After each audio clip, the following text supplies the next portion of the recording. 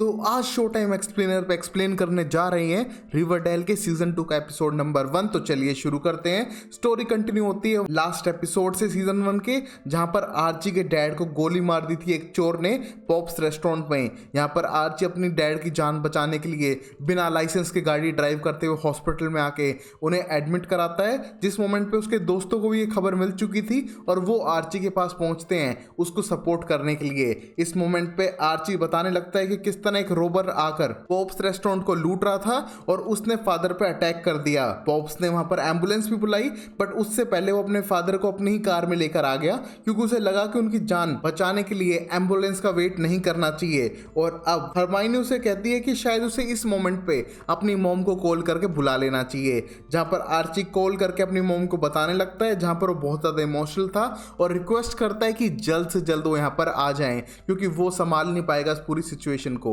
जिस मोमेंट पे उसकी मॉम आने लगती है और वहीं बेटी की मॉम ब्लेम करती है साउथ साइड सर्पेंट को, शायद उनने उस पर अटैक किया हो। यहाँ पर जगेड गुस्सा होने लगता है और बोलता है कि उसके डैड तो जेल में है, वो किसको ब्लेम करना चाह रही है वो साफ बताए। जहां पर बेटी अपनी मॉम को शांत कराती है और वहीं पुलिस आकर आर्ची से पूछने लगती है उस रोबर के बारे में, और उसके सपोर्ट में जगहेड जाकर बयान नोट कराते हैं कि किस तरह ब्लैक हुड का रोबर पैसों के लिए ये चोरी करने के लिए आया था। बट यहाँ पर जगहेड को लगता है कि शायद वो सारे सच नहीं बता रहा है पुलिस को, और बयान देने के बाद अकेले में पूछने लगता है। जिस मोमेंट पे आर्ची को लगता है कि शायद सर्पेंट्स का हाथ हो सकता है, क्योंकि उसके डैड ने उन्हें हायर किया था और बाद में जॉब से निकाल दिया था, तो शायद उन्हें रिवेंज लिया हो।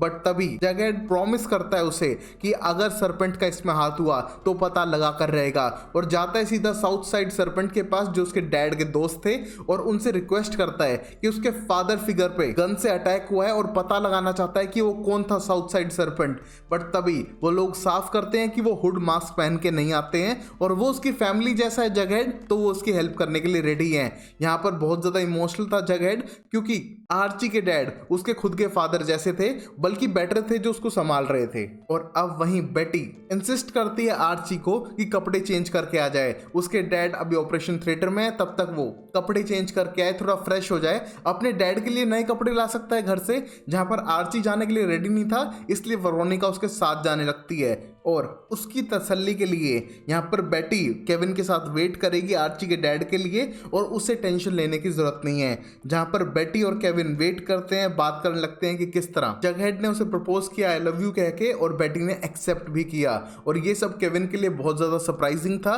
बट तभी उनका ध्यान खिंचता है शर्ल की तरफ, जो अपनी मॉम की बर्न बॉडी के साथ आ चुकी थी हॉस्पिटल में, और उससे पूछने लगती है कि क्या हुआ उनके साथ में। जहां पर शर्ल का कहना था कि उनके घर में आग लग गई, वो तो सो रही थी और उसकी मॉम ने उसकी जान बचाई है। और ये सब सुनकर वो थोड़े घबराए हुए थे कि शर्ल इतने बड़े हादसे में कैसे फंस सकती है, क्योंकि शर्ल की कुछ ही घंटों पहले आर्ची ने जान बचाई थी और यहाँ पर ये नेक्स्ट पंगा उसके साथ हो चुका है, तो कोई बड़ी गड़बड़ होगी जिसका बेटी और केविन पार्ट नहीं बनना चाहते हैं और वो चुपचाप वहां से खिसक लेते हैं। और यहाँ आर्ची को हम देखते हैं जो वेरोनिका के साथ घर पे आकर अपने डॉग वेगस को वॉक पे ले जाता है, क्योंकि वो उसके डैड का फेवरेट डॉग था, इसलिए उसकी फर्स्ट प्रायोरिटी बनती है नहाने धोने और क्लीन अप होने से भी पहले की। तो यहाँ पर आर्ची उसके बाद वेरोनिका के साथ इंटीमेट होते हुए नहाने लगता है, क्योंकि डैड तो बच जाएंगे गाइस, इंटीमेट होना जरूरी है।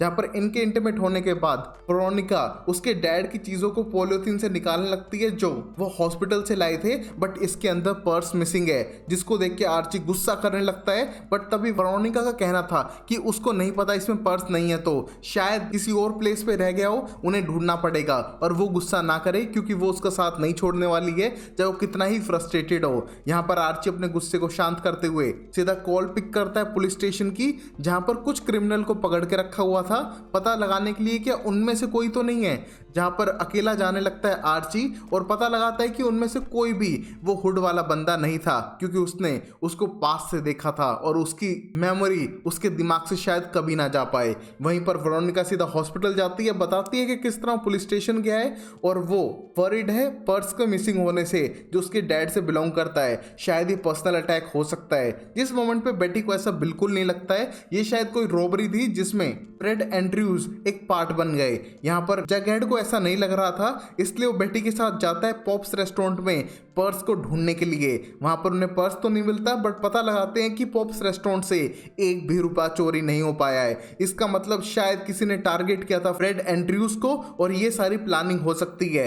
हम देखते हैं बेटी इससे बिल्कुल भी सेटिस्फाइड तो नहीं थी, बट तभी वहां पर जगहेड के कहने पे बर्गर खाते हुए इस टॉपिक को डिस्कस करने लगती है, क्योंकि यहाँ पर अब और कोई कस्टमर तो आ नहीं रहे हैं। पॉप्स इन्हें फ्री में खाना बांटने के लिए रेडी थे और तभी हम वेरोनिका को भी देख पाते हैं जो प्रे करने लग रही थी और बाद में ब्लेम करती है अपने मॉम को कि वो किस लिए प्रे कर रही है, कि फ्रेड एंड्रयूज मर जाए। बट यहाँ पर हरमाइनी वेरोनिका की मॉम साफ करती है कि उसने ऐसा कुछ भी नहीं चाहा है, वो और उसके डैड इसके पार्ट नहीं है। अगर वो अपने पेरेंट्स को ब्लेम करना चाह रही है तो वो बहुत बड़ी गलती कर रही है। हर बार ये ब्लेम गेम नहीं चलेगा। वेरोनिका को गुस्सा आता है और उनसे पूछने लगती है कि क्या फ्रेड एंड्रयूज के बिजनेस को टेक ओवर नहीं करना चाह रहे थे, तो शायद तुमने बदले में उससे जान लियो क्योंकि वो दे नहीं रहा था। बट हरमाइनी साफ करती है कि उनको उसका बिजनेस नहीं चाहिए था और वैसे भी तुम्हारे डैड शायद आने ही वाले हैं। यहाँ पर वेरोनिका को छोड़कर जाने लगती है और वेरोनिका सीधा हॉस्पिटल की तरफ वापस जा रही थी क्योंकि उसे लगता है कि शायद उसके पेरेंट्स का इन्वॉल्वमेंट नहीं है फ्रेड एंड्रयूज के केस में। वहीं आर्ची के सपोर्ट में सब लोग आ चुके थे और आर्ची के डैड भी अब आउट ऑफ डेंजर थे, इसलिए आर्ची उनके बेड साइड बैठकर उनसे बातें कर सकता है जब तक वो होश में आते हैं। बट तभी हम देखते हैं फ्रेड एंड्रयूज के दिमाग में वो ड्रीम चल रहा है जहां पर आर्ची की शादी हो रही है वेरोनिका के साथ में, बट उसे मरे हुए लोग नजर आ रहे थे और शायद वो भी मरने वाला है। और तभी किलर सीधा उसके बेटे पे अटैक करने की कोशिश करता है और उसकी जान बचाने के लिए वो आगे आता है और होश में भी, और वो बताता है कि किस तरह वो वापस इसीलिए आए कि अपने बेटे को प्रोटेक्ट कर सके। इस मोमेंट पे दोनों इमोशनल थे और एक साथ वापस घर जाने के लिए रेडी हैं। वहीं पर आर्ची बहुत ज्यादा हैप्पी और इमोशनल है कि एट लास्ट उसके डैड होश में आ गए हैं। वहीं पर हम देखते हैं शर्ल को जो उसी हॉस्पिटल में थी और अपनी मॉम को वार्न करती है कि अगर उसने सच बताया कि उसने आग लगाई है घर में तो वो शायद अपनी माँ तक को जान से मार दे। अब उसकी माँ का कंट्रोल नहीं चलेगा जैसा उसे कंट्रोल किया करती थी, अब उसकी मर्जी चलेगी। उसको और उसके डैड के सारे सीक्रेट्स पता है, अगर वो रिलीज नहीं करना चाहती पब्लिक में तो उसकी बात माने। जहां पर अपनी मॉम को डेथ थ्रेट देते हुए सारी चीजों को मैनिपुलेट करती है और शायद अब शेल वो शेल नहीं है जो अपनी मॉम की एक कठपुतली थी स्टार्टिंग से। और अब सब दोस्त अपने अपने घर जाने लगते हैं और जगह जाने से पहले बेटी को किस करता है क्योंकि वो उसके साथ उसको घर पे ड्रॉप नहीं कर सकता है। अगर उसकी मॉम ने बाइक पे उसके साथ देख लिया तो शायद उसे छोड़ेगी नहीं। यहाँ पर बेटी जाने लगती है अपने घर की तरफ और जगह सीधा अपने डैड के कैबिन में जाता है क्योंकि वो अपने फोस्टर फैमिली के साथ नहीं रह रहा है,